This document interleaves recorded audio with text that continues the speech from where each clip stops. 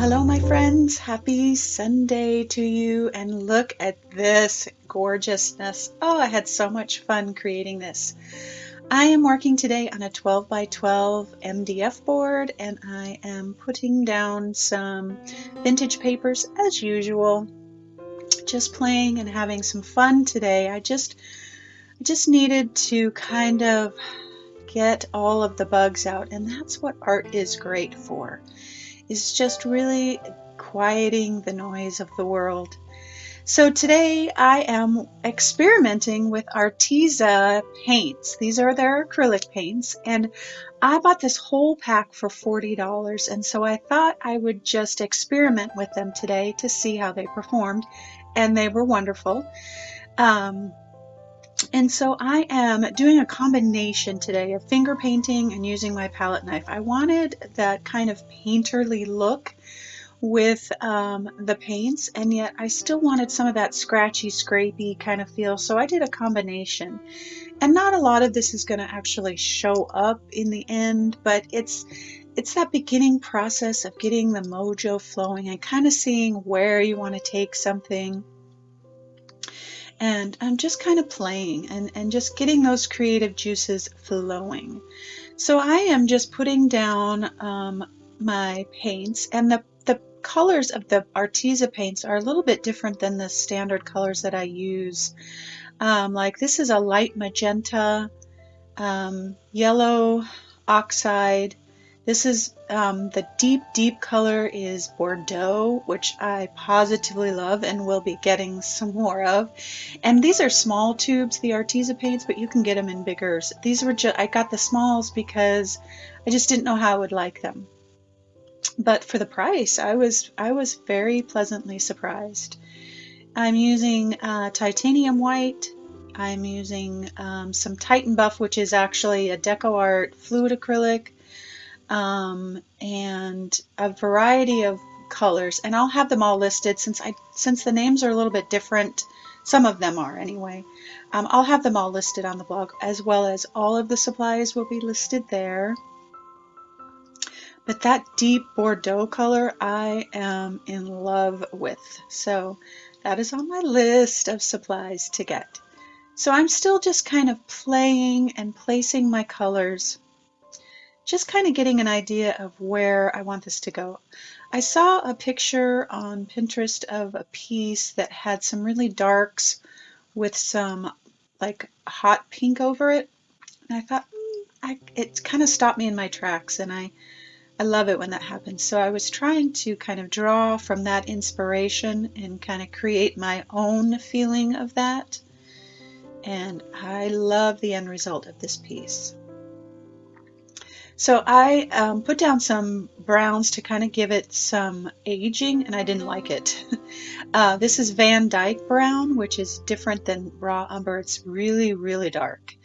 But I figured that with everything that's going on top, it was going to be okay. And I love it when you can just let go and be free and let go of the fear, which is perfect for this, the message today and for the quote. Just letting go of the fear and doing it anyway. Not worried about the outcome, just playing and having fun.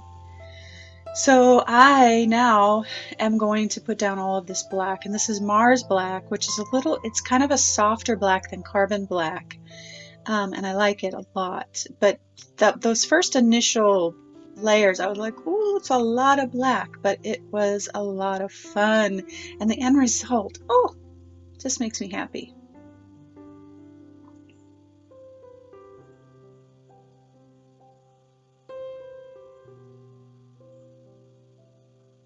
And for this process, I'm using strictly my palette knife just to give it that scratchy kind of grungy look. So now I'm using my pattern 3 stencil of the flowers. This just was fantastic. I wasn't sure if it was going to show up, but I'm using that light magenta, and you could use a neon too if you wanted to. That might even show up a little bit more, but wow, oh wow, was that, it was subtle and yet so surprising, and the pink and the black together, oh, So good. And this is another one. This is pattern, actually pattern 4 or 5. I don't have them all named. I should have them ready before I do a video, but I'm just adding some more black up at the top and just some more interest to kind of draw the eye around the piece. And it also, that black, and I always talk about black and white always neutralizes things and kind of brings things together. And that's what I'm doing. Even if it's a pattern, black and white will kind of neutralize and bring into focus your piece. So I wanted to add some shading in that kind of yellow oxide area, and I was so excited. I know you guys know when you get really excited that a piece is going the way that you want it to go. I didn't stop and dry everything, which you'll see in a minute. I had to go back and redo some of my black dots there, but that's okay. Again, we're letting go of the fear. We're just creating. But I really wanted it to be watery, and I sprayed that water right there, and I just completely erased all of the black dots that were right there. But I put them back in off camera, just real quick. No harm, no foul. It's all fun. It's all play. But I'm using that Van Dyke Brown again and just shading those edges to really kind of centralize your eye in this area, because I knew that's where my quote was going to be, and again to give it that shaded grungy feel. And today I'm not using any charcoal, which, well, except for around the edge, but which is unusual for me. I just wanted to stick to the paints and kind of play with those, and I can't tell you enough how happy I am with how this turned out. So I'm coming back in with a second layer of that Van Dyke Brown to really kind of grunge up those little shaded corners and things like that. And then I will come back in and add some whites and some highlights. Again, black and white will neutralize and bring focus.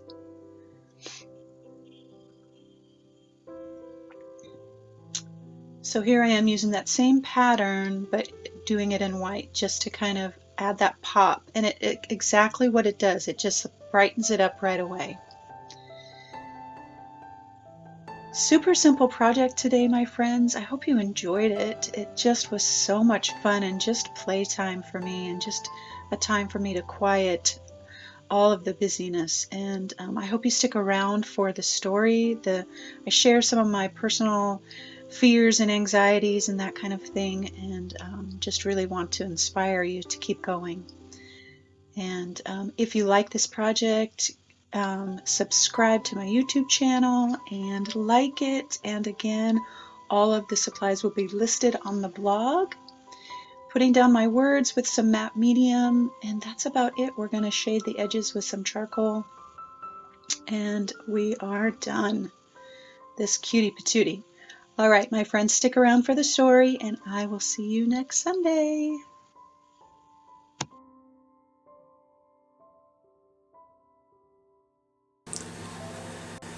There she is, lovies. Look at that. This was so much fun.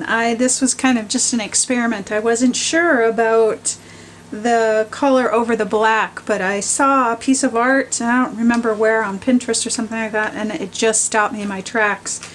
And that's one of the things about creativity, is if you're present and you just kind of notice things that really like stir you, that's your thing to say, maybe I should try that. So this was that's what this is, and I just positively love it. Love, love, love. This is wood that I'm creating on, and I've explained everything throughout the video. Used 2 of my stencils, which I also shared, but mainly just having fun. And these were awesome. These were great. So I'm pleased with my purchase. So this says, sometimes fear does not subside, and you must do it afraid.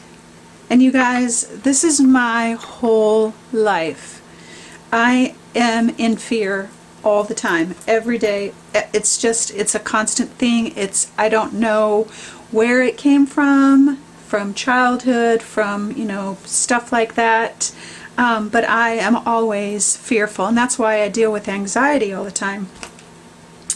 Not so much now. I've learned to manage it, and I know myself enough and those kinds of things, and I set boundaries to keep me from having anxiety. But I operate in fear every day. And I know that sounds terrible, but it's just who I am. And I will question myself, and I will worry, and I will do all of those things. But I still move ahead. I still operate. I still move forward. That's just how I am. And I want to encourage you today that we're not always fearful about every little thing. But sometimes the fear doesn't subside. And that doesn't mean that you have to stop. Whatever it is you're pursuing or working towards or trying, and especially with creativity, I often find that students will be fearful of trying something new, and that is where the magic happens. That's where we build our courage muscles. And I know I've talked about this before, but I know that even though I'm fearful, I can start, I can begin, I can try, I can whatever, because I've done it enough times that my courage muscles are built up. I'm still fearful, and I still am maybe apprehensive, but it doesn't stop me. It doesn't stop me. And I just want to encourage you today, my loves, to move through the fear, whatever it is. Whether you're working on a piece of art, or you're working on a relationship, or on your job, or whatever it is, kids, school, all kinds of stuff. Healing ourselves and working through the fear is one of the hardest things I've ever had to do. I have spent a lot of time, and I've shared this before, in counseling, going through the healing process of childhood trauma and abuse and divorce and all of those things. And healing ourselves and dealing with the fear of that is one of the hardest things that you'll ever have to do. And I'm not saying that this is easy. Believe me, I'm not. I'm just saying it's possible. It's possible to move through the fear, in the fear, and still move forward and still accomplish what you want, what you've set out to do. All right, my loves. I hope your Sunday is awesome. And I hope that you get some rest. And I hope that if you are in any place of fear, that you can know that you are not alone and that you can move through it. All right, my loves. Have a wonderful Sunday. And always, always know that you are loved.